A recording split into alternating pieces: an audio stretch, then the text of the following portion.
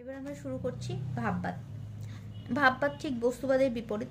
বস্তুবাদীরা কি বলেছিল, যে জ্ঞেয় বস্তুর জ্ঞাতা মনোনিরপেক্ষ অস্তিত্ব আছে, তাই না? মনে করে নাও একবার, যে এখানে বলেছিলাম যে মতবাদ অনুসারে যে জাগতিক বস্তুসমূহের জ্ঞাতা মনোনিরপেক্ষ স্বতন্ত্র অস্তিত্ব আছে, এর ঠিক বিপরীত হচ্ছে ভাববাদীরা, বুঝলে তো? অর্থাৎ যে মতবাদ অনুসারে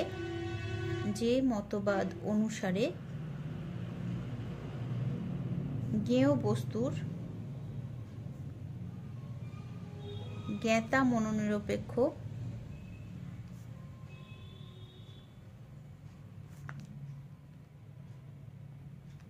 অস্তিত্ব নেই,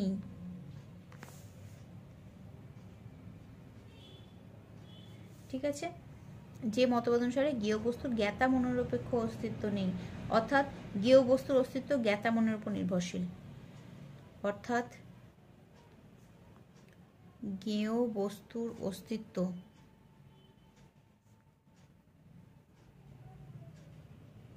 জ্ঞাতা মনের উপর নির্ভরশীল।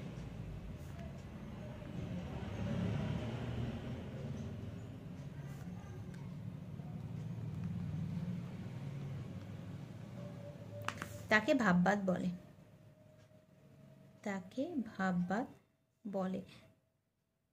তার মানে বুঝতে পারছো, আগে আমি বলেছিলাম এটা আমার চোখ, এটা তোমার চোখ ধরো আর তুমি সেই চোখ দিয়ে পেন দেখছো, তো এই যে পেনটা তুমি দেখছো, এদের মধ্যে এই সম্পর্কটা বলেছিলাম বাহ্যিক, সেই কারণে এই সম্পর্কটা ভেঙে গেলেও চোখের বা পেনের কোনো ক্ষতি হয় না। ভাববাদীরা বলছেন কি, এই যে জ্ঞেয় বস্তু, এই জ্ঞেয় বস্তুর অস্তিত্ব স্বতন্ত্র নয়। আগে আমরা পড়েছিলাম কি, যে বস্তুবাদ অনুসারে যে বস্তুর স্বতন্ত্র অস্তিত্ব আছে, কিন্তু এই মতে যখন জ্ঞাতা জ্ঞেয় বস্তুকে জানবে তখনই জ্ঞেয় বস্তুটা অস্তিত্বশীল হবে। এই জানাটা না ঘটলে, এই জ্ঞানটা না ঘটলে এই বস্তুটাও, মানে এই জ্ঞেয় বস্তুটাও অস্তিত্বশীল হবে না। তার মানে বলতে চাইছি যে এই জ্ঞেয় বস্তুর অস্তিত্ব থাকাটা সম্পূর্ণভাবে জ্ঞাতার উপর নির্ভর করছে।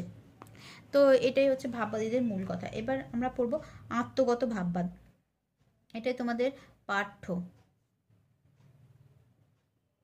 আত্মগত ভাববাদের মূল কথা কি না, এই মতবাদ অনুসারে বলা হয়, অবশ্যই ভাববাদ তো এই মতবাদটাকে তো স্বীকার করে নেবেই, যে জ্ঞেয় বস্তুর জ্ঞাতা নিরপেক্ষ অস্তিত্ব নেই, জ্ঞাতা মনোনিরপেক্ষ অস্তিত্ব নেই, এটা তো স্বীকার করে নেই। তো এদের মতবাদটা কি না, যে মতবাদ অনুসারে, প্রথমে তো ভাববাদের কথাই বলবে, যে মতবাদ অনুসারে জ্ঞেয় বস্তুর জ্ঞাতা মনোনিরপেক্ষ অস্তিত্ব নেই, জ্ঞাতা মনোনিরপেক্ষ, হ্যাঁ জ্ঞাতা মনোনিরপেক্ষ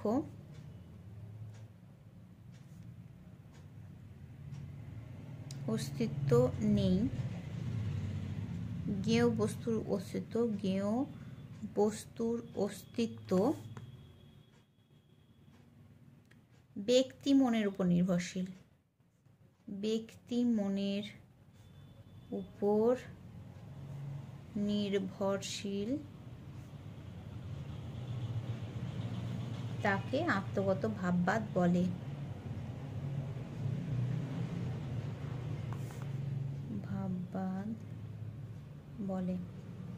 দেখো, যে মতবাদ অনুসারে জ্ঞেয় বস্তুর জ্ঞাতা মনোনিরপেক্ষ স্বতন্ত্র অস্তিত্ব নেই, এই পর্যন্ত ভাববাদের কথা, যেটা আমরা এখানে বলেছি, ভাববাদীরা যেটা বলেছে এই পর্যন্ত ভাববাদের কথা। কিন্তু তারপরে যেটা বলা হয়েছে যে জ্ঞেয় বস্তুর অস্তিত্ব ব্যক্তি মনের উপর নির্ভরশীল, এই যে ব্যক্তি মনের উপর নির্ভরশীল বলে দেওয়া হয়েছে, তাই জন্য এই ভাববাদের নাম হয়ে গেছে আত্মগত ভাববাদ। বোঝা গেছে? আত্মগত, আত্ম মানে নিজের, তাহলে শুধুমাত্র ব্যক্তির মনকে গুরুত্ব দিচ্ছে এখানে। জ্ঞেয় বস্তুর অস্তিত্ব ব্যক্তি মনের উপর নির্ভরশীল, তাকে আত্মগত ভাববাদ বলে। তাহলে এই লাইনটাই একে আত্মগত ভাববাদ থেকে আত্মগত ভাববাদে পরিণত করেছে, ঠিক আছে? এবার আত্মগত ভাববাদের যে মূল বক্তব্যগুলো, সেগুলো আমরা পরপর একটু পড়ে নিলে হয়তো এটা এই মতবাদটা বুঝতে পারবো। হ্যাঁ, দেখো মূল বক্তব্য কি, এদের প্রথম বক্তব্যই হচ্ছে যে ইন্দ্রিয়ই জ্ঞানের উৎস, ইন্দ্রিয় অভিজ্ঞতা হচ্ছে জ্ঞানের পথ, এটা এদের প্রথম কথা। তো এটা বোঝাই যাচ্ছে যে এটা অভিজ্ঞতাবাদী দার্শনিকরা সমর্থন করেছেন। তো প্রথমে এটা হচ্ছে, এর কথা হচ্ছে যে ইন্দ্রিয় অভিজ্ঞতায় জ্ঞানের পথ। 2 নম্বর দেখো বলেছে ইন্দ্রিয় অভিজ্ঞতায় আমরা কি পাই, আমরা ইন্দ্রিয় অভিজ্ঞতার মাধ্যমে আমরা কি পাই, বস্তুকে সরাসরি পাই না, তা সেই সংক্রান্ত কতগুলো ধারণা পাই, মানে বস্তুর গুণগুলোকে পাই আর কি, সেগুলোকেই ধারণা বলছে। তো এটাই বলছে দ্বিতীয়তে যে ইন্দ্রিয় অভিজ্ঞতায় আমরা কেবল ধারণাকে পাই, ইন্দ্রিয় অভিজ্ঞতায় আমরা কেবল ধারণাকে পাই। ঠিক আছে, এই ধারণা, এরা বলতে চাইছে যে এই ধারণাকেই আমরা বস্তু বলি, বস্তু বলে আলাদা করে আর কিছু নেই। তো সেটাই বলছে ধারণাকেই আমরা বস্তু বলি। তার মানে এরা বলতে চাইছে ধারণার অতিরিক্ত বস্তু বলে কিছু নেই, ওই ধারণাগুলো যেগুলো আমরা ইন্দ্রিয় অভিজ্ঞতার সাহায্যে পাই সেগুলোকেই আমরা বস্তুর নাম দিয়ে দিই।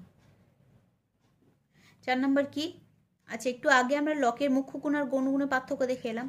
তো এখানে বলছে যে মুখ্য গুণ আর গৌণ গুণের মধ্যে কোনো পার্থক্য নেই, মুখ্য গুণগুলো যেমন ধারণা মাত্র, গৌণ গুণগুলোও তেমনই ধারণা মাত্র। তো এটাই বলছে এখানে যে মুখ্য গুণ ও গৌণ গুণের মধ্যে, মুখ্য গুণ ও গৌণ গুণের মধ্যে কোনো পার্থক্য নেই, মধ্যে কোনো পার্থক্য নেই,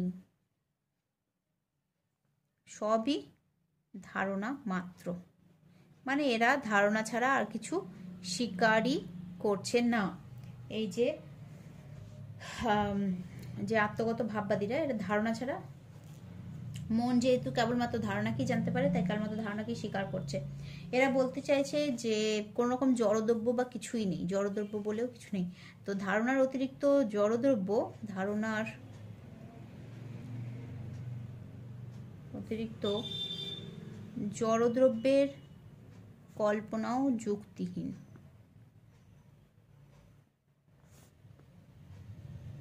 জড়দ্রব্যকেও এরা যুক্তিহীন বলছে, কেবল ধারণাকেই স্বীকার করছে। ঠিক আছে, তার কারণ কি, কেননা এরা যেহেতু অভিজ্ঞতাবাদী তাই এরা অভিজ্ঞতাকে একমাত্র স্বীকার করেছেন, সেই কারণে এরা বলেছেন অস্তিত্ব প্রত্যক্ষ নির্ভর, অস্তিত্ব প্রত্যক্ষ নির্ভর, অর্থাৎ যদি কোনো কিছুর প্রত্যক্ষ হয়, প্রত্যক্ষ করা যায় তবেই তার অস্তিত্ব আছে বলা যাবে।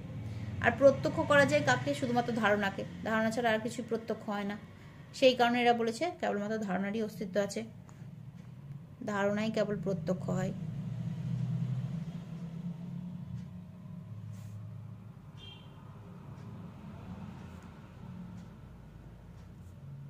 তাই ধারণাই সৎ বস্তু।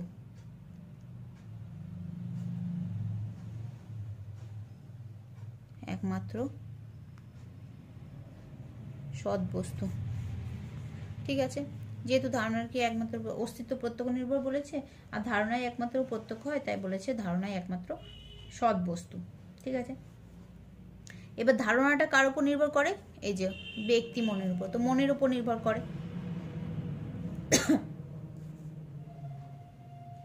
ধারণাটা কি না মনোনির্ভর।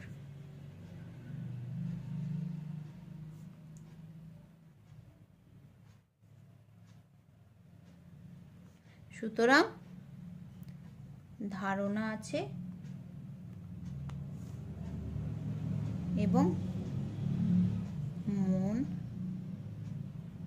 আছে, এছাড়া আর কিছু নেই, এছাড়া আর কিছু নেই। এই হলো পরপর এদের কতগুলো মত। প্রথমত এরা অভিজ্ঞতাকে একমাত্র জ্ঞানের উৎস ভাবে, আর এই অভিজ্ঞতাতে কেবলমাত্র আমরা কি পাই, ধারণাকে পাই। তো এই জন্য ধারণাকেই এরা বস্তু, ওরা বলছে ধারণাকেই আমরা বস্তু বলে মনে করি। মুখ্য গুণ ও গৌণ গুণের মধ্যে যে পার্থক্য করেছিলাম, বলছে এগুলো কোনো পার্থক্য নেই। কারণ কি, কারণ ধারণা, এগুলো সবই ধারণা। আর ধারণা অতিরিক্ত জড়দ্রব্যের অস্তিত্বকে এরা যুক্তিহীন বলেছেন। এর কারণ হিসেবে এরা বলেছেন অস্তিত্ব প্রত্যক্ষ নির্ভর, মানে কারোর অস্তিত্ব তবেই থাকবে যদি তার প্রত্যক্ষ হয়। তো ধারণা ছাড়া যেহেতু আর কিছু প্রত্যক্ষই হয় না, তার ধারণাই একমাত্র সৎবস্তু। সুতরাং ধারণা, এবার ধারণা অস্তিত্বশীল, হ্যাঁ, আর ধারণা নির্ভর করে কার উপর, মনের উপর। মনই তো ধারণা গঠন করে, সেই কারণে বলেছে মন আছে আর ধারণা আছে, এছাড়া আর কিছু নেই। এই হয়ে গেল আত্মগত ভাববাদের বৈশিষ্ট্য। তার মানে আমরা আত্মগত ভাববাদ দেখে বুঝলাম যে এরা খুবই সংকীর্ণভাবে ভাবছে, এরা কেবলমাত্র ধারণাকেই অস্তিত্বশীল বলছে, ধারণার অতিরিক্ত কোনো কিছুকেই এরা স্বীকার করে না। তো এই বাকলে হলেন একজন আত্মগত ভাববাদী। বাকলে হলেন একজন আত্মগত ভাববাদী। তো বাকলের মত আমরা, বাকলের আত্মগত ভাববাদটা একটু আমরা দেখে নেব। বাকলের আত্মগত ভাববাদে বাকলে কি বলতে চাইছেন? বাকলের আত্মগত ভাববাদ,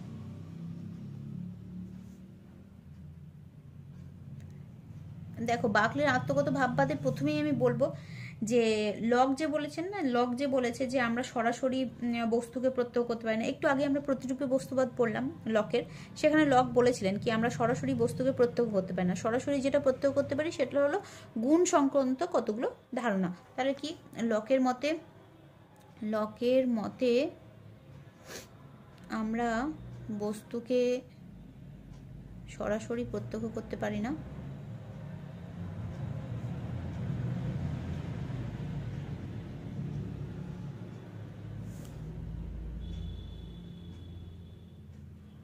পারি না, সরাসরি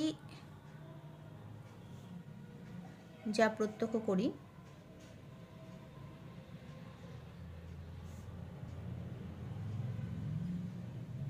তা হলো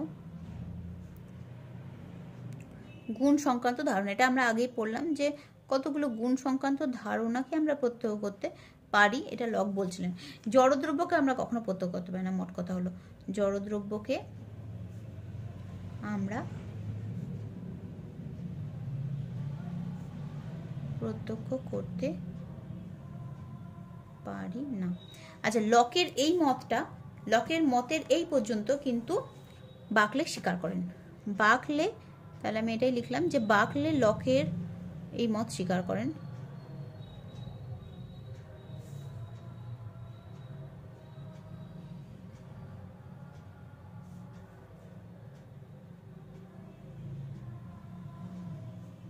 ঠিক আছে, এবার বাকলে বলেছেন যে যেহেতু সত্যি আমরা সরাসরি বস্তুকে প্রত্যক্ষ করতে পারি না, সরাসরি আমরা গুণ সংক্রান্ত ধারণাকে প্রত্যক্ষ করতে পারি, মানে আমরা যেহেতু সরাসরি কেবলমাত্র ধারণাকেই প্রত্যক্ষ করতে পারি, তাই ধারণার বাইরে কোনো জড়দ্রব্যের কল্পনা, সেটাও মানে কোনো জড়দ্রব্যের অস্তিত্ব আছে কিনা সেটা জানা সম্ভব নয়।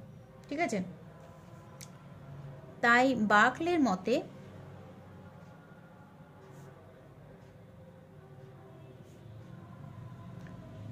আমরা যেহেতু কেবল ধারণাকেই প্রত্যক্ষ করতে পারি,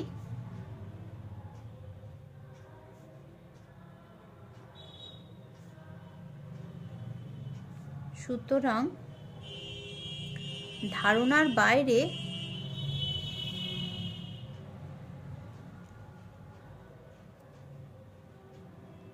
কোনো বাহ্য বস্তুর, মানে যেটাকে জড় বস্তু বলছে আর কি, বাহ্য বস্তুর অস্তিত্ব আছে কিনা তা জানা সম্ভব নয়। এইটা হচ্ছে বাকলের আত্মগত ভাববাদের একটা মত। সেটা হচ্ছে লকের এই মতটা উনি সমর্থন করেছেন যে বস্তু, আমরা সরাসরি বস্তুকে প্রত্যক্ষ করতে পারি না, সরাসরি যেটাকে প্রত্যক্ষ করি সেটা হলো কতগুলো গুণ সংক্রান্ত কতগুলো ধারণা। তো বাকলে বলতে চাইছেন যে এই ধারণাকে যেহেতু আমরা সরাসরি প্রত্যক্ষ করতে পারি, তাই ধারণার বাইরে কোনো বাহ্য বস্তুর অস্তিত্ব আছে কিনা সেটা জানা আমাদের পক্ষে সম্ভব নয়। এই পর্যন্ত উনি স্বীকার করেন। কিন্তু লক এরপরে আরও, মানে এইখানেই লকের মতটা শেষ হয়নি, লক এরপরে আরও মতামত দিয়েছেন। লক বলেছেন কি যে আমরা বাহ্য বস্তুকে প্রত্যক্ষ করি না ঠিকই, কিন্তু বাহ্য বস্তুর অস্তিত্ব আছে। উনি বলেছেন লকের মতে, লকের মতে এটা লিখছি দেখো, লকের মতে বাহ্য বস্তুকে আমরা প্রত্যক্ষ করতে পারি না ঠিকই,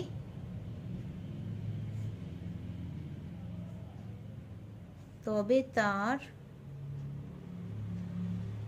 অস্তিত্ব আছে। লকের এই মতটা বাকলে স্বীকার করেননি। বাকলে বলেন যে যেহেতু লক একজন অভিজ্ঞতাবাদী, বাকলেও একজন অভিজ্ঞতাবাদী, তাই বাকলে বলেন যে বাহ্য বস্তুর অস্তিত্ব আছে অথচ তার প্রত্যক্ষ হয় না, এইটা অভিজ্ঞতাবাদের দৃষ্টি থেকে স্ববিরোধী। বাকলে লকের এই মত স্বীকার করেন না। লকের এই মত স্বীকার করেন না। তার মতে বাহ্য বস্তুর অস্তিত্ব আছে অথচ তা প্রত্যক্ষ হয় না। অস্তিত্ব আছে অথচ তার প্রত্যক্ষ হয় না অভিজ্ঞতাবাদের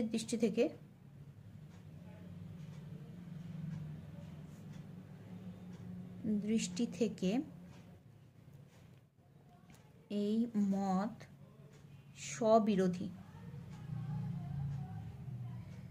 কেননা অভিজ্ঞতাবাদী হলেই তারা কেবল অভিজ্ঞতাকেই স্বীকার করবে, অর্থাৎ প্রত্যক্ষ স্বীকার করবে, কিন্তু তার অস্তিত্ব আছে অথচ তার প্রত্যক্ষ করা যায় না, এটা অভিজ্ঞতাবাদের বিরুদ্ধ মত হয়ে যাচ্ছে। তো সেটাই উনি বলেছেন। তাহলে বাকলে কি বলেছেন? বাকলে বলেছেন, বাকলের বিখ্যাত উক্তি হলো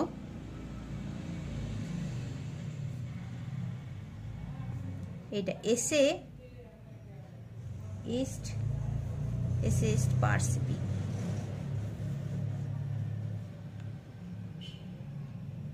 এসে ist পার্সিপি অর্থাৎ অস্তিত্ব প্রত্যক্ষ নির্ভর।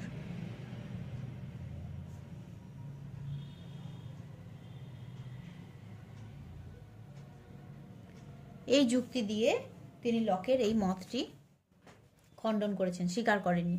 আচ্ছা, তারপরে লক আরও বলেছেন, আগে আমরা পড়লাম কি যারা তোমার হচ্ছে আত্মগত ভাববাদী তারা মুখ্য গুণ আর গৌণগুণের পার্থক্যটা স্বীকার করেন না। কেন স্বীকার করেন না? কারণ তাদের মতে মুখ্য গুণও যেমন ইন্দ্রিয় অভিজ্ঞতায় পাওয়া যায়, গৌণগুণকেও ইন্দ্রিয় অভিজ্ঞতায় পাওয়া যায়, আর মুখ্য গুণ আর গৌণগুণ দুটোই হচ্ছে ধারণা ছাড়া আর কিছুই নয়। সেই কারণে এদের দুজনের মধ্যে পার্থক্য করা নিরর্থক। লক এটা এখানে তাই বলেছেন। লকের মতে নয়, বাকলের মতে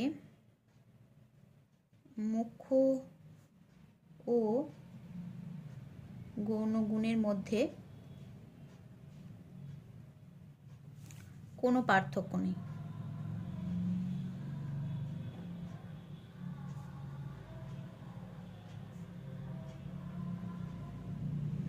কারণ মুখ্য গুণ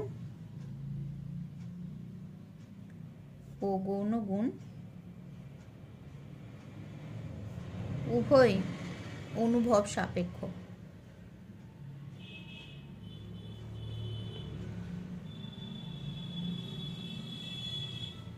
তাই জড়বস্তু নেই,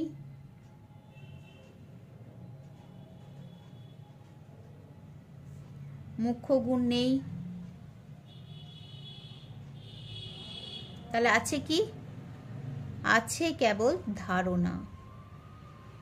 বাকলে কেবলমাত্র ধারণাই স্বীকার করেছেন।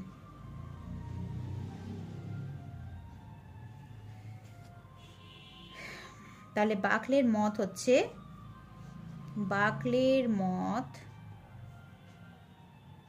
হলো ধারণা স্বীকার করলে মনকে স্বীকার করতে হবে। একটু আগে আমরা পড়লাম, কারণ ধারণা মনোনির্ভর। ধারণা মনোনির্ভর হওয়ায়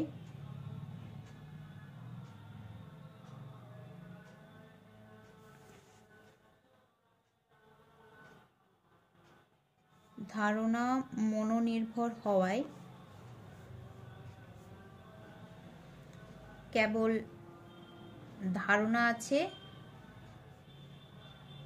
এবং মন আছে। এইটা হলো বাকলের মত, যে ধারণা আছে এবং মন আছে।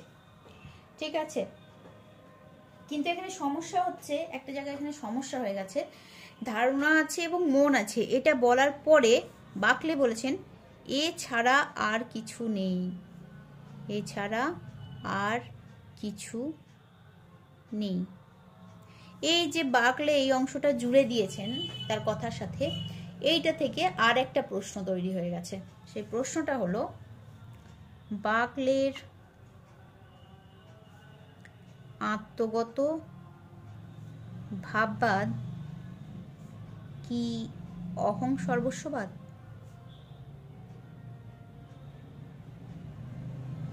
এই অংশটা জুড়ে দেওয়ার জন্য নেক্সট এই প্রশ্নটা তৈরি হয়ে গেছে যে বাকলের আত্মগত ভাববাদ কি তাহলে অহং সর্বস্ববাদ, মানে আমি সব, এই বাদ, এই মতবাদ।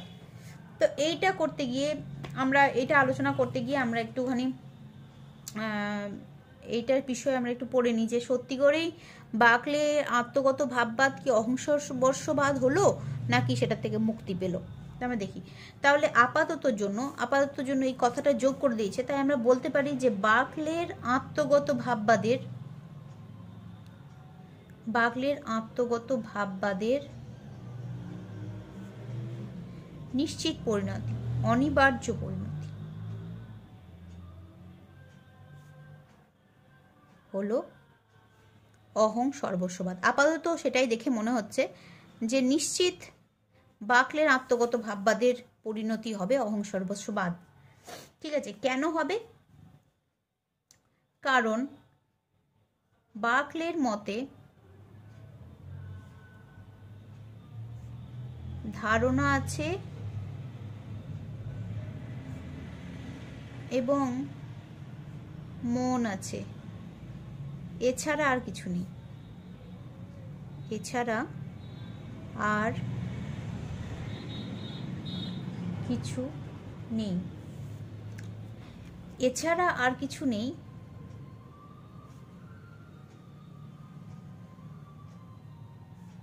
এই অংশটি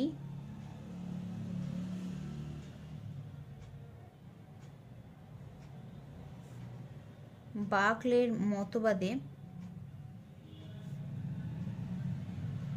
মতবাদকে অহং সর্বস্ববাদে পরিণত করেছে, অহং সর্বস্ববাদে পরিণত করেছে।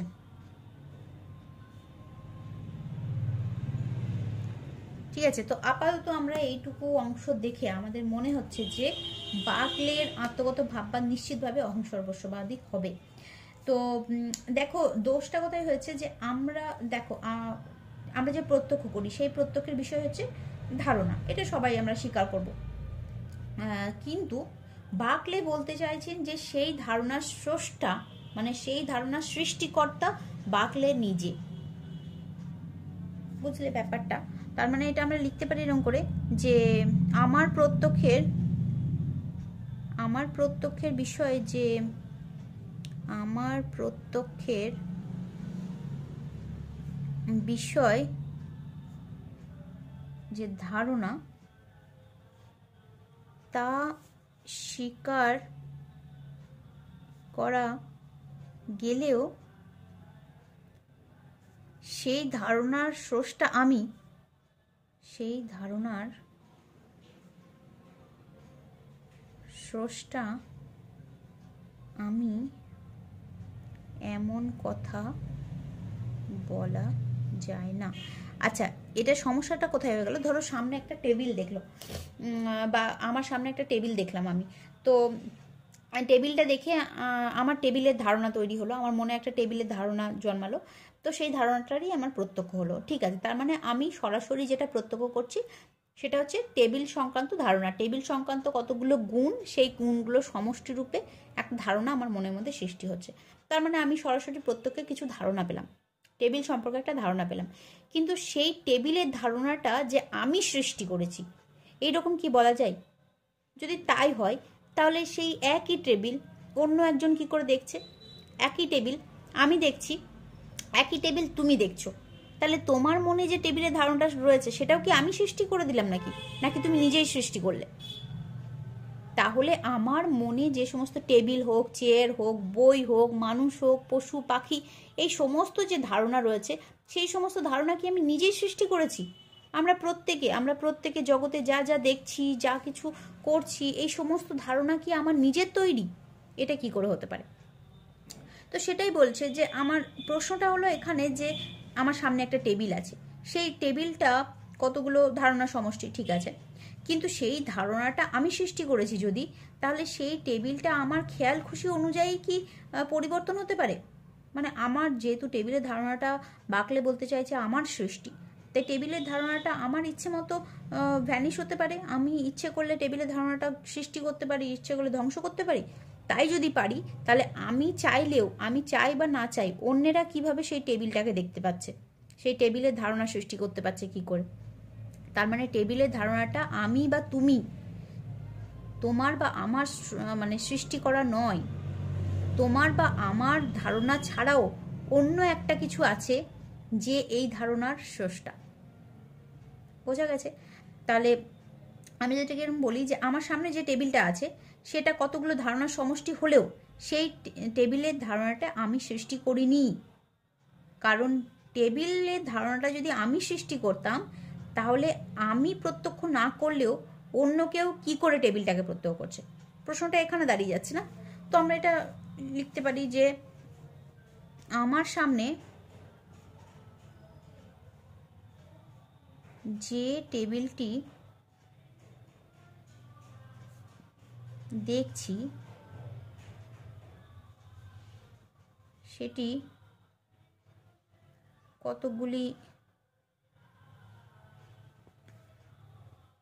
ধারণার সমষ্টি,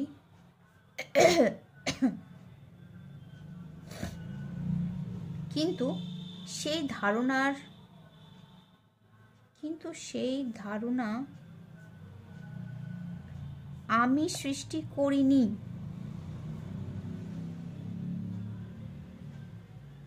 কারণ এই টেবিলের ধারণা, কারণ এই টেবিলের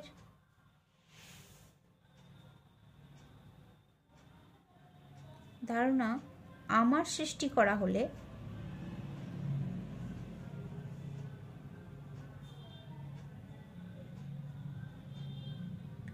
আমি যখন টেবিলটি দেখছি না,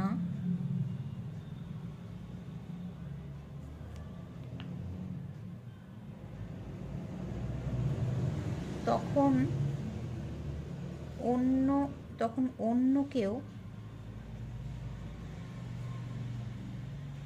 টেবিলটি প্রত্যক্ষ করতে পারে। দেখো, টেবিলটা যদি সত্যি সত্যি আমার দ্বারা সৃষ্ট হতো, আমার ধারণার দ্বারা সৃষ্ট হতো, তাহলে আমি ছাড়া অন্য কারোর প্রত্যক্ষ হতো না, তাই না? অথচ আমি টেবিলটাকে প্রত্যক্ষ না করলেও অন্য কেউ সেদিকে পেরিয়ে যাওয়ার সময় টেবিলটাকে প্রত্যক্ষ করতে পারে। তার মানে টেবিলটা আমার বা তোমার, আমার বা অন্য কারোর মনের উপর নির্ভরশীল নয়। অর্থাৎ টেবিলের ধারণাটি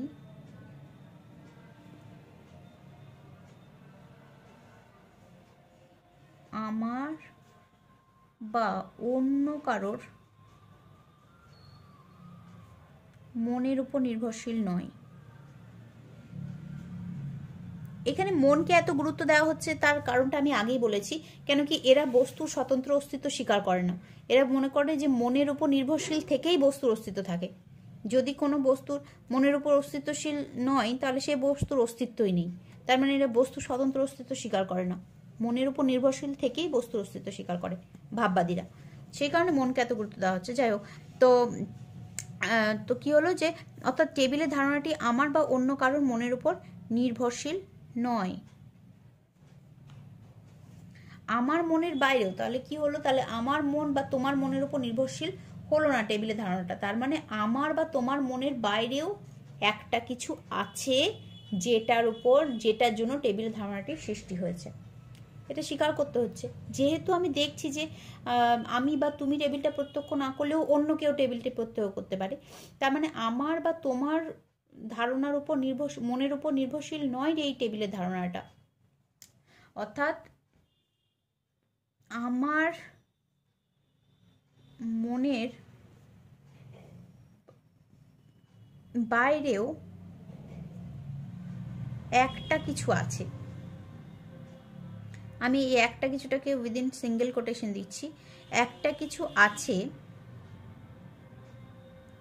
যা আমার এবং অন্যের মনে, আমার এবং অন্যের মনে টেবিলের ধারণা সৃষ্টি করে। বুঝলে? তাহলে টেবিলের যে ধারণাটা সেটা কেবলমাত্র আমি দেখছি তবেই টেবিলটাকে দেখতে পাচ্ছি তা নয়, বা তুমি দেখছো তবেই টেবিলটাকে দেখতে পাচ্ছ তা নয়। যে ওদিকে পেরিয়ে যাচ্ছে সেই টেবিলটাকে প্রত্যক্ষ করতে পারছে। তার মানে টেবিলটা আমি বা তুমি বা অন্য কেউ সৃষ্টি করছি না, টেবিলের ধারণাটা তার মানে অলরেডি আছে। একটা কিছু আমাদের মনের বাইরে একটা কিছু আছে যা এই টেবিলের ধারণাটাকে সৃষ্টি করেছে।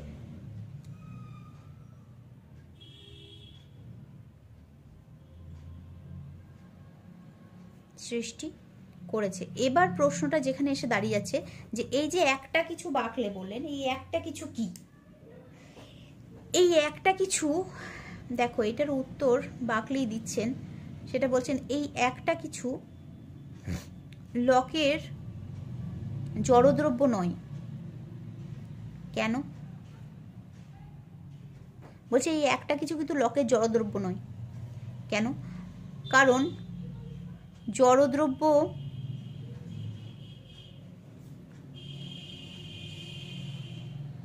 জড়, কিন্তু এই যে টেবিলের ধারণাটা যে সৃষ্টি করবে সেই ধারণাটা কিন্তু ধারণা হলো মানসবৃত্তি। ধারণাটা একটা মানসবৃত্তি, কিন্তু জড়দ্রব্য একটা জড়। তাহলে মানসবৃত্তির এই ধারণার কারণ জড়দ্রব্য হতে পারবে না। কেন? কেন কি কার্য কারণ হয় সমধর্মী। কারণ আর কার্য সবসময় সমধর্মী হয়। তাহলে ধারণা যদি মানসিক হয় আর জড়দ্রব্য যদি জড় হয়, তাহলে একে অপরের কার্যকারণ হতে পারবে? পারবে না। তাহলে ধারণার কারণ অবশ্যই কোনো মানসবৃত্তিই হবে। ধারণার কারণ অবশ্যই কোনো মানসবৃত্তি হবে।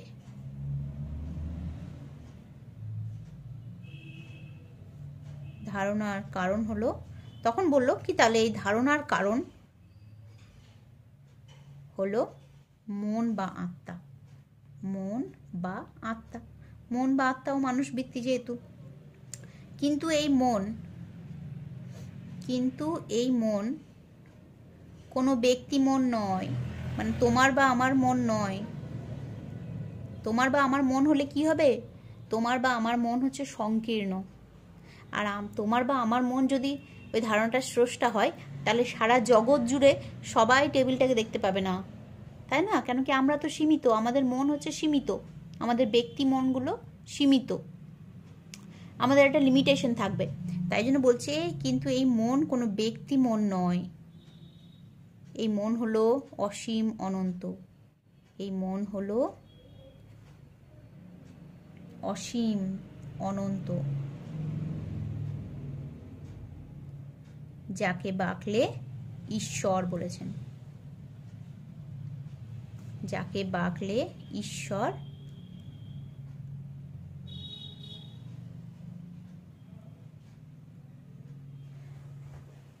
তাহলে বাকলে বলতে চাইছেন এটা যে ঈশ্বরের মনের ধারণা রূপে টেবিলের ধারণাটা আছে, সেই কারণেই আমি দেখি বা না দেখি অন্য কারোর দ্বারাও তা প্রত্যক্ষ হচ্ছে, এবং কেউ যদি না দেখে তবুও টেবিলের অস্তিত্ব থাকছে, কারণ ঈশ্বরের মনের ধারণায় তা অস্তিত্বশীল আছে। ঠিক আছে? তাহলে মনের উপর অবশ্যই নেই। ভাববাদীরা স্বীকার করে যে বস্তুর অস্তিত্ব মনের উপর নির্ভরশীল, কিন্তু সেই মন কোন মনে এসে দাঁড়ালো? এই ঈশ্বরের মনে এসে দাঁড়ালো, যেই মন অসীম অনন্ত, তার কোনো পরিসীমা নেই।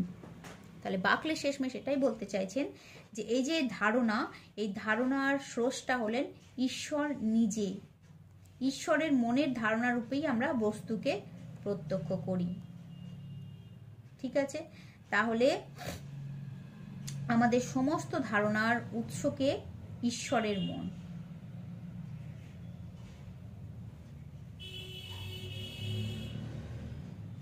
আমাদের সমস্ত ধারণার উৎস, আমাদের সকল ধারণার উৎস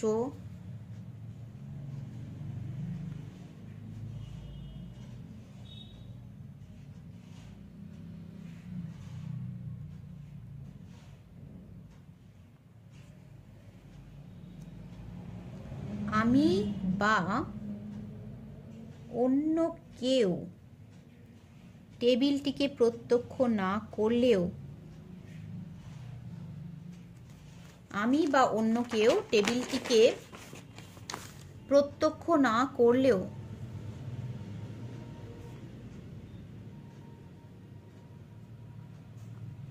ঈশ্বরের মনের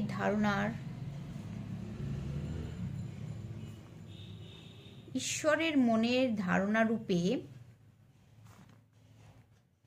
তা আমাদের মনের বাইরে অস্তিত্বশীল থাকে। আমাদের মনের বাইরে অস্তিত্বশীল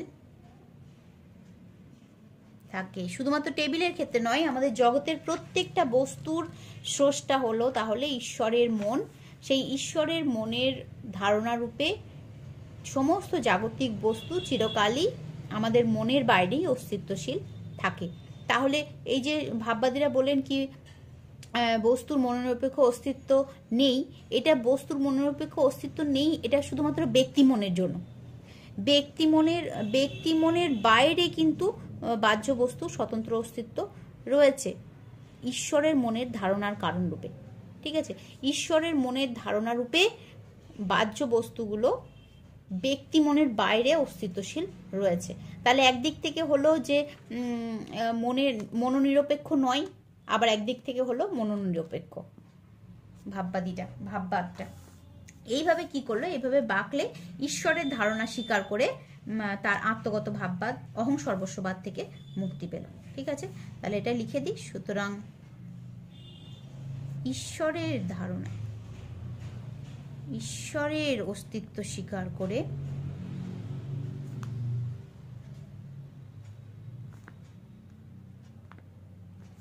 বাকলে অহং সর্বস্ববাদ থেকে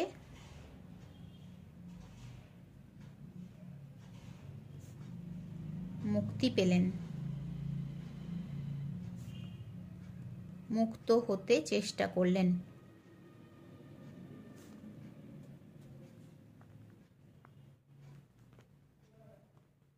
এখন বাকলের ভাববাদের মূল কথা হলো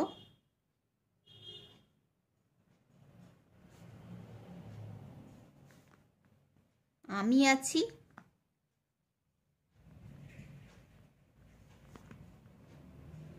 ঈশ্বর আছেন,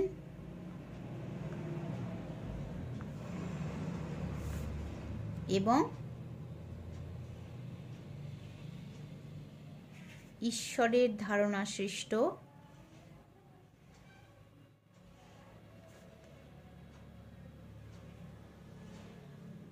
বস্তু জগৎ আছে। তাহলে এইভাবে ঈশ্বরের অস্তিত্ব স্বীকার করে বাকলের সংকীর্ণ যে মতবাদ সেটা থেকে পরিবর্তন করে উনি তার বক্তব্য বললেন কি আমি আছি, ঈশ্বর আছেন এবং ঈশ্বরের ধারণা সৃষ্ট বস্তু জগৎ আছে। আচ্ছা, তাহলে এটা ছিল বাকলের সম্পর্কে একটা সমালোচনা, যে উনি অহং সর্বস্ববাদের কবলে পড়েছিলেন। তারপরে আরেকটা বলতে পারি এখানে যে দেখো অনেকে এরকম অভিযোগ করেছেন যে ঈশ্বরের অস্তিত্ব যে উনি স্বীকার করলেন এটা বাকলের মতবাদের বিরোধী। ঈশ্বরের অস্তিত্ব স্বীকার, ঈশ্বরের, এটা 2 নম্বর হচ্ছে, এই প্রশ্নটা ঘিরে ওটা 1 নম্বর হয়েছিল। আচ্ছা, ঈশ্বরের অস্তিত্ব স্বীকার, এটা অনেকে মনে করেন যে ঈশ্বরের অস্তিত্ব স্বীকার বাকলের মতবাদের বিরোধী।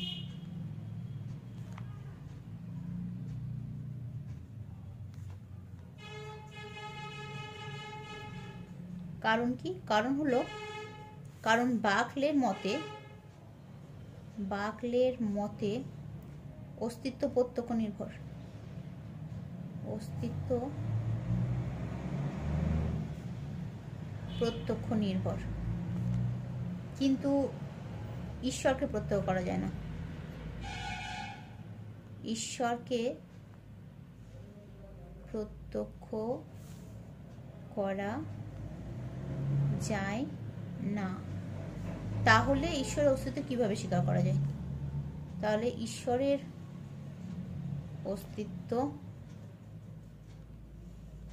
কিভাবে স্বীকার করা যায়?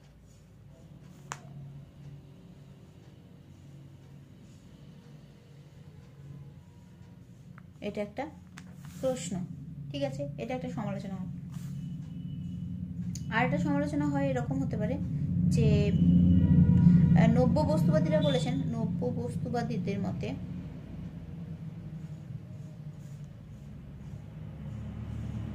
অস্তিত্ব প্রত্যক্ষ নির্ভর নয়, অস্তিত্ব প্রত্যক্ষ নির্ভর নয়, বরং প্রত্যক্ষ অস্তিত্ব নির্ভর।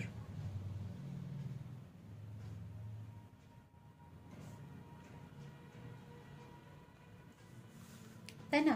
অস্তিত্বই যদি না থাকে তাহলে প্রত্যক্ষ হবে কি করে? যেমন আকাশ কুসুমের অস্তিত্ব নেই,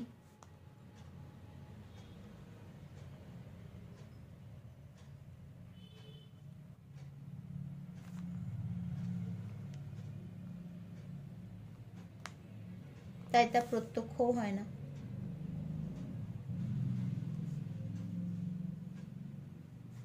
প্রত্যক্ষও হয় না। সুতরাং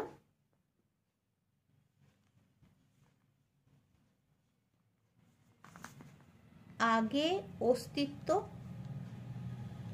পরে প্রত্যক্ষ।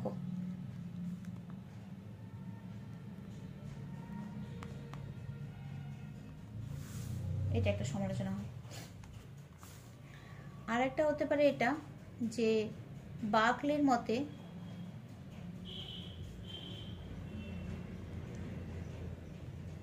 বিষয় ও বিষয়ের সম্পর্ক, মানে জ্ঞাতা আর জ্ঞেয় বিষয়ের সম্পর্ক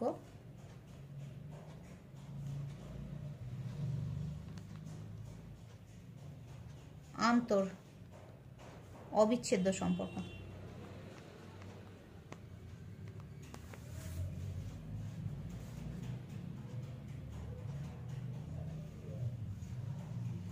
এই সম্পর্কটাকে বলেছে আন্তঃসম্পর্ক বা অবিচ্ছেদ্য সম্পর্ক। কিন্তু কিন্তু অনেকের মতে কিন্তু জ্ঞেয় যে বিষয়টা, জ্ঞেয় বিষয়, কিন্তু জ্ঞেয় বিষয়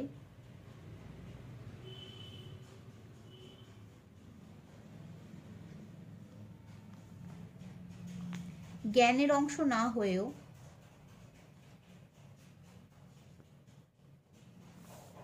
কোনো না কোনোভাবে অস্তিত্বশীল থাকতে পারে।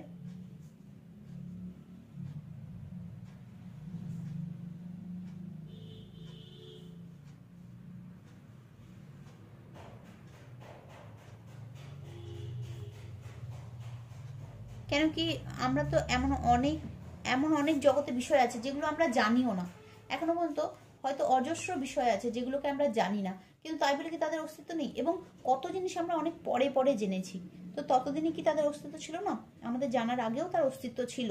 তার মানে একটা বিষয়, কোনো একটা বিষয় জ্ঞানের বিষয় না হয়েও অস্তিত্বশীল থাকতে পারে। তাকে যে যেহেতু জ্ঞানের বিষয় না হয়েও অস্তিত্বশীল থাকতে পারে, তাই কি করে আমরা বলতে পারি যে বিষয় আর বিষয়ের সম্পর্ক আন্তর, মানে যাদেরকে বিচ্ছিন্ন করলে দুটোর একটা ধ্বংস হয়ে যাবে? তাহলে বলা যাচ্ছে না যে বিষয় আর বিষয় সম্বন্ধ আন্তর, কেননা বিষয় আর বিষয়ের মধ্যে সম্বন্ধিত না হয়েও বিষয় অস্তিত্বশীল থাকতে পারে। ঠিক আছে, তো এইটা হলো বার্কলের মতের, বার্কলের আত্মগত ভাববাদের সমালোচনা।